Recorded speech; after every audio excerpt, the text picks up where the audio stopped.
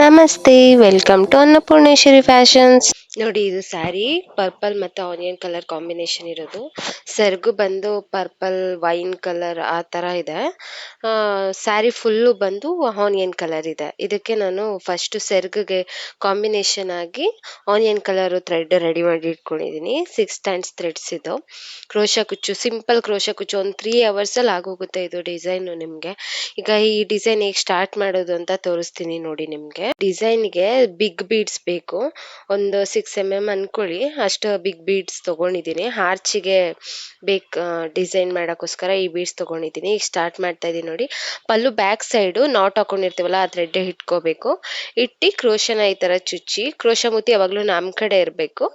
ಈ ತರ ಒಂದು ನಾಟ್ ಹಾಕೊಂತಾ ಇದ್ದೀನಿ. ಮತ್ತೆ ಇನ್ನೊಂದು ಲಾಕ್ ಹಾಕೊಂತೀನಿ ನೋಡಿ. ಯಾವಾಗ್ಲೂ ಸ್ಟಾರ್ಟಿಂಗ್ 2 ಲಾಕ್ಸ್ ಹಾಕೋಬೇಕು. 2 ಲಾಕ್ಸ್ ಹಾಕೊಂಡು ಸ್ಟಾರ್ಟ್ ಮಾಡ್ಕೊಂತೀನಿ. ಈಗ ನೋಡಿ, 4 ಚೈನ್ಸ್ ಹಾಕೊಂತೀನಿ ಫಸ್ಟ್. 4 or 5 ನಿಮ್ಗೆ ಹೇಗ ಅನ್ಸುತ್ತೆ.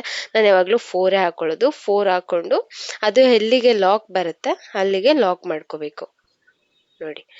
ಎಲ್ಲಿಗೆ ಅದು ಕರೆಕ್ಟಾಗಿ ಕೂರುತ್ತೆ ಅಲ್ಲಿಗೆ ಇಟ್ಟು ಕರೆಕ್ಟಾಗಿ ಲಾಕ್ ಮಾಡ್ಕೊಬೇಕು ಫಸ್ಟ್ ಸ್ಟಾರ್ಟಿಂಗು ನೋಡಿ. ಇದನ್ನ ಈ ತರ ಲಾಕ್ ಮಾಡ್ಕೊಂಡು ಮತ್ತೆ 4 ಚೈನ್ಸ್ ಹಾಕೊಂತೀನಿ.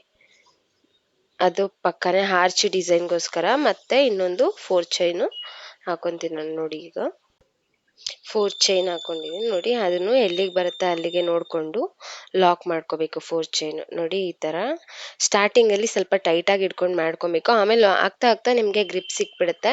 ಸ್ಟಾರ್ಟಿಂಗ್ ಮಾಡುವಾಗ ಸ್ವಲ್ಪ ನಿಮ್ಗೆ ಗ್ರಿಪ್ ಸಿಗಲ್ಲ. ಹಾಗಾಗಿ ನೀಟಾಗಿ ಟೈಟ್ ಆಗಿ ಇಟ್ಕೊಂಡು ಟೈಟಾಗಿ ಈ ತರ ಹಾಕೋಬೇಕು. ಈಗ ನೆಕ್ಸ್ಟ್ 4 ಚೈನ್ದು 2 ಲಾಕ್ಸ್ ಆದ್ಮೇಲೆ ಈಗ ನಾನು ಅದಕ್ಕೆ ಬೀಡ್ಸ್ ಹಾಕೊಂತ ಇದ್ದೀನಿ ನೋಡಿ. ಆಗ್ಲೇ ನಿಮಗೆ ತೋರಿಸಿದ್ನಲ್ಲ ಬಿಗ್ ಬೀಡ್ಸ್ ಗೋಲ್ಡ್ ಕಲರು. ಇದನ್ನ ಈ ತರ ಹಾಕೊಂಡು ಕ್ರೋಶೆ ಒಳಗಡೆ ನೋಡಿ. ಈಗ ಅದನ್ನ ನೋಡ್ಕೊಬೇಕು, ಲೆಂತ್ ನೋಡ್ಕೊಬೇಕು. ಟೈಟ್ ಮಾಡ್ಕೊಬಾರ್ದು ಬೀಡ್ಸ್ ಹಾಕ್ಬೇಕಾದ್ರೆ. ಅದು ನೋಡ್ಕೊಂಡು ಎಲ್ಲಿ ಕರೆಕ್ಟಾಗಿ ಗ್ಯಾಪ್ ಬರುತ್ತೆ, ಒಂದು 5 ಚೈನ್ ಹಾಕ್ತಿವಲ್ಲ ನಾವು, ಅಷ್ಟು ಗ್ಯಾಪ್ ನೋಡ್ಕೊಂಡು ಹಾಕ್ಬೇಕು. ಯಾಕಂದ್ರೆ ಬೀಡ್ಸ್ ಮೇಲೆ ನಿಮ್ಗೆ ಹಾರ್ಚ್ ಬರುತ್ತೆ. ಹಾಗಾಗಿ ಎಷ್ಟು ಬರುತ್ತೆ ಅಷ್ಟು ನೋಡ್ಕೊಂಡು ಹಾಕ್ಬೇಕು. ನೆಕ್ಸ್ಟ್ ಮತ್ತೆ ಇನ್ನೊಂದು 4 ಚೈನ್ ಹಾಕೊಂತ ಇದ್ದೀನಿ ನೋಡಿ. ಅದು ಎಲ್ಲಿಗೆ ಬರುತ್ತೆ ಅಲ್ಲಿಗೆ ಲಾಕ್ ಮಾಡ್ಕೋಬೇಕು.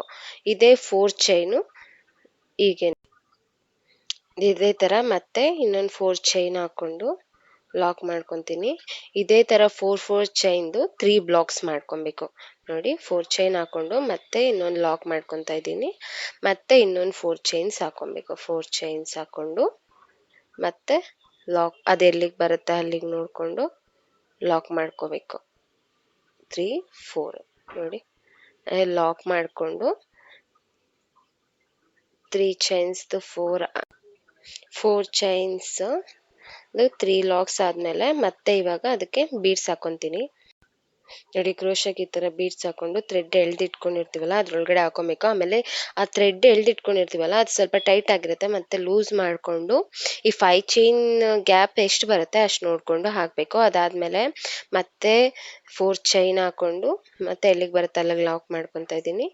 ಮತ್ತೆ ಇನ್ನೊಂದು 4 ಚೈನ್ ಮತ್ತೆ ಲಾಕ್, ಮತ್ತೆ ಇನ್ನೊಂದು 4 ಚೈನು ಮತ್ತೆ ಲಾಕ್, ಮತ್ತೆ ಆದ್ಮೇಲೆ ಮತ್ತೆ ಬೀಡ್ಸ್. ಹಿಂಗೆ ಸ್ಯಾರಿ ಫುಲ್ಲು ಇದೇ ಬೇಸ್ನ ನಾವು ಕಂಪ್ಲೀಟ್ ಮಾಡ್ಕೊಂತೀವಿ ನೋಡಿ. ಈಗ ಬೇಸ್ ಎಂಡಿಂಗು ಫುಲ್ ಈ ತರ ಹಾಕೊಂಡು ಲಾಸ್ಟ್ಗೂ 2 ಲಾಕ್ಸ್ ಹಾಕೊಂಡು ಈ ತರ ಲಾಕ್ ಮಾಡಿ ಇಟ್ಕೊಂಡಿದ್ದೀನಿ ನೋಡಿ. ಈ ತರ ಫುಲ್ ಲಾಕ್ ಆದ್ಮೇಲೆ ಅದನ್ನ ಥ್ರೆಡ್ ಕಟ್ ಮಾಡಂಗಿಲ್ಲ. ಅದೇ ಸ್ಯಾರಿನ ಹೀಗೆ ಉಲ್ಟಾ ತಿರ್ಗಿಸ್ಕೊಬೇಕು. ಈ ತರ ಉಲ್ಟಾ ತಿರ್ಗಿಸ್ಕೊಂಡು ಸೆರ್ಗು ಫ್ರಂಟ್ ಇಂದ ಹಾಕ್ತಾ ಇರ್ತೀವಲ್ಲ, ಈಗ ಮತ್ತೆ ಉಲ್ಟದಿಂದ ಹಾಕೊಂತೀವಿ. ತೋರಿಸ್ತೀನಿ ನೋಡಿ ಹೇಗೆ ಹಾಕೋದು ಅಂತ ನೋಡಿ. ಈ ತರ ಉಲ್ಟಾ ತಿರ್ಗಿಸ್ಕೊಂಡು ಲಾಕ್ ಮಾಡಿರ್ತೀವಲ್ಲ ಆ ಲಾಕ್ಗೊಂದು ಲಾಕ್ ಮಾಡ್ಕೋಬೇಕು ಈ ತರ. ಮತ್ತೆ ಇನ್ನೊಂದು ಲಾಕ್ ಮಾಡ್ಕೊತಾ ಇದ್ದೀನಿ. ಲಾಕ್ಗೆ ಇನ್ನೊಂದು ಲಾಕು ನೀಟಾಗಿ ಗ್ರಿಪ್ ಆಗಿರುತ್ತೆ ಅಂತ. ನಾವೆಷ್ಟು ನೀಟಾಗಿ ಲಾಕ್ ಮಾಡಿ ಟೈಟ್ ಮಾಡ್ತೀವೋ ಅಷ್ಟು ನೀಟಾಗಿ ಗ್ರಿಪ್ ಆಗಿರುತ್ತೆ. ತುಂಬಾ ತೀರಾನು ಟೈಟ್ ಮಾಡಬಾರ್ದು, ಸುಕ್ ಬರೋ ಅಷ್ಟು ಟೈಟ್ ಮಾಡಬಾರ್ದು. ನೋಡ್ಬೇಕು ಅದೆಷ್ಟು ಗ್ರಿಪ್ ಸಿಗುತ್ತೋ ಅಷ್ಟು ಟೈಟ್ ಮಾಡಬೇಕು. ಈಗ ಮತ್ತೆ 4 ಚೈನ್ ಹಾಕೊಂಡು 4 ಚೈನ್ದು ಫಸ್ಟ್ ಬೇಸ್ ಲಾಕ್ ಇದೆಯಲ್ಲ ಅಲ್ಲಿಗೆ ನಾನು ಲಾಕ್ ಮಾಡ್ಕೊತೀನಿ ನೋಡಿ. ಈ ತರ ಲಾಕ್ ಮಾಡ್ಕೊಂಡು ಬೇಸ್ ಲಾಕ್ ಇತ್ತಲ್ಲ ಅಲ್ಲಿಗೆ ಲಾಕ್ ಮಾಡ್ಕೊತೀನಿ. ಲಾಕ್ ಮಾಡ್ಕೊಂಡು ಮತ್ತೆ ಇನ್ನೊಂದು 4 ಚೈನ್ ಹಾಕೊಂತೀನಿ.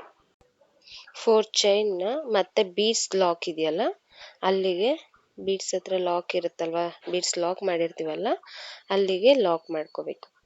ಬೀಡ್ಸ್ ಲಾಕ್ಗೆ ಲಾಕ್ ಮಾಡಿಕೊಂಡು ಮತ್ತೆ ಬೀಡ್ಸ್ ಮೇಲೆ 5 ಚೈನ್ ಹಾಕೊತೀನಿ ನೋಡಿ. ಈಗ 5 ಚೈನ್ ಹಾಕೊಂಡು ಬೀಡ್ಸ್ ಪಕ್ಕ ಇನ್ನೊಂದು ಲಾಕ್ ಇರುತ್ತಲ್ಲ ಅಲ್ಲಿಗೆ ಲಾಕ್ ಮಾಡ್ಕೋಬೇಕು. ನೆಕ್ಸ್ಟ್ ಆ 5 ಚೈನ್ ಏನಕ್ಕೆ ಹಾಕೋದು ಅಂದರೆ ಆರ್ಚ್ ಹಾಕ್ಬೇಕಲ್ಲ, ಅದಕ್ಕೋಸ್ಕರ ನೆಕ್ಸ್ಟ್ ಸ್ಟೆಪ್ ಇದು ಹಾಕೊತಾ ಇರೋದು. ಬೀಡ್ಸ್ ಮೇಲ್ಗಡೆನೆ ಆರ್ಚ್ ಬರಬೇಕು.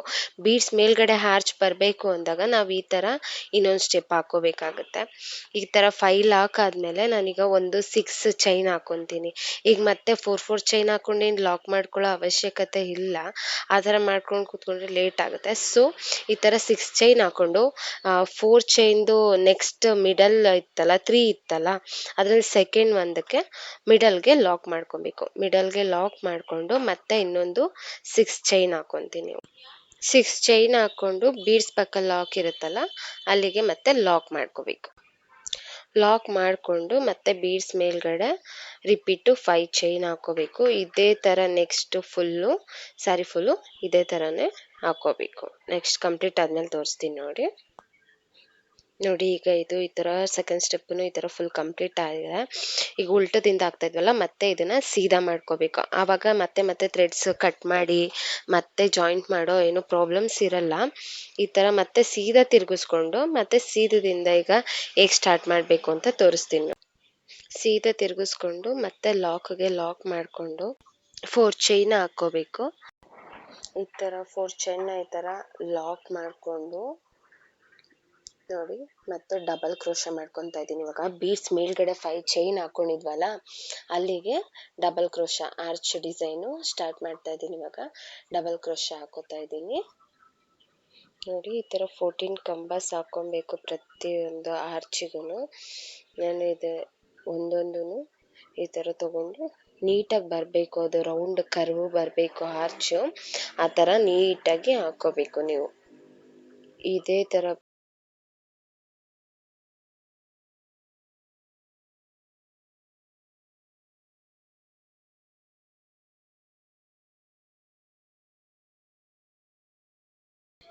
ನೋಡಿ. ಈಗ 14 ಕಂಬ ಆಗಿದೆ.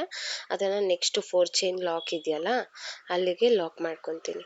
ಇಲ್ಲಿ 4 ಚೈನ್ ಲಾಕಿಗೆ ಇದನ್ನು ಲಾಕ್ ಮಾಡಿಕೊಂಡು ಮತ್ತೆ ಇನ್ನೊಂದು 4 ಚೈನ್ನ ಹಾಕೊತೀನಿ ನಾನು. 4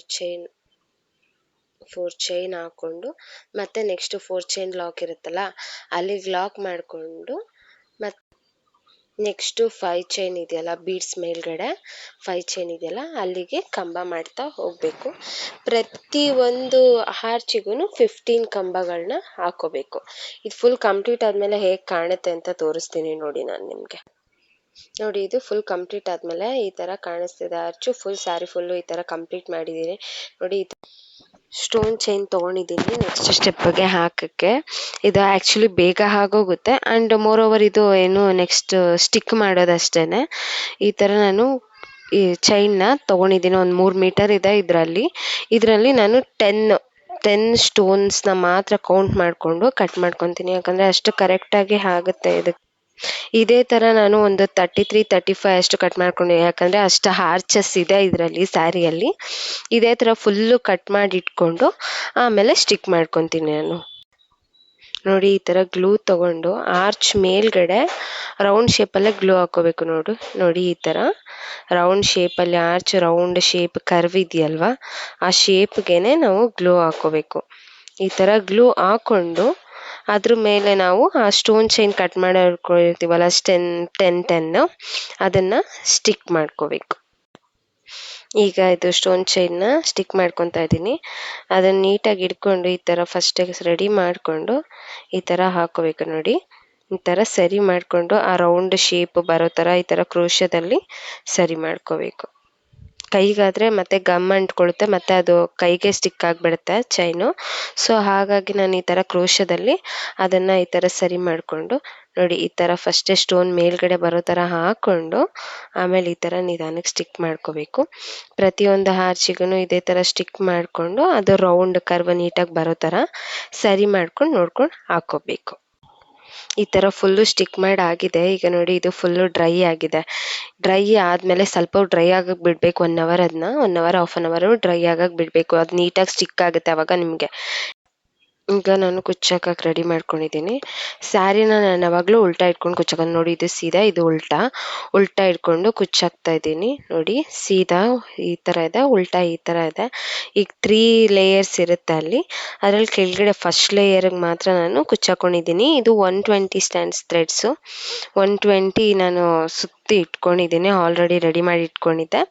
ಅದನ್ನು ಕುಚ್ಚಾಕೋತಾ ಇದ್ದೀನಿ. ನೋಡಿ ಈ ಥರ ನೀಟಾಗಿ ಟೈಟಾಗಿ ಎಳೆದಿಟ್ಕೊಂಡು ಆ 2 ಥ್ರೆಡ್ ಮಧ್ಯೆ ಮಿಡಲ್ ಗ್ಯಾಪ್ ಇರುತ್ತಲ್ಲ ಅಲ್ಲಿಗೆ ಸೂಜಿನ ಚುಚ್ಕೊಂಡು ಈ ಥರ ತಗೋಬೇಕು.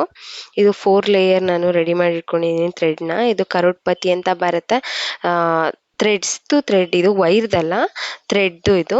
ಈ ಥರ ಇದು 4 ಲೇಯರ್ ಹಾಕೊಂಡೆ ಇದು ಬಿಗಿಯಾಗೂ ಕೂರುತ್ತೆ, ನಿಮಗೆ ಬಿಚ್ಚೋಗಲ್ಲ, ಏನೂ ಇದಾಗಲ್ಲ. ಇದೇ ಥರ ನಾನು 3 ನಾಟ್ ಹಾಕೊತೀನಿ. 3 ನಾಟ್ ಹಾಕೊಂಡು ಆಮೇಲೆ ಸೂಜಿನ ಕುಚ್ಚು ಒಳಗಡೆ ಮಿಡಲ್ಗೆ ಚುಚ್ಕೊಂಡು ಈ ಥರ ಎಳ್ಕೊತೀನಿ. ಆವಾಗ ಗೋಲ್ಡ್ ಥ್ರೆಡ್ಡು ಕೂಡ ನಿಮಗೆ ಸೈಡಲ್ಲಿ ಕಾಣಲ್ಲ. ಈ ಥರ ಕಟ್ ಮಾಡಿಕೊಂಡು ಇದೇ ಥರ ಪ್ರತಿ ಒಂದು ಕುಚ್ಚು ಫುಲ್ ಸ್ಯಾರಿ ಹಾಕಿ ಹೇಗೆ ಕಾಣ್ತಿದೆ ಕುಚ್ಚು ಅಂತ ನಾನು ನಿಮಗೆ ತೋರಿಸ್ತೀನಿ. ಫೈನಲ್ ಲುಕ್ಕು ಈ ಥರ ಇದೆ ಕುಚ್ಚು. Thank you for watching.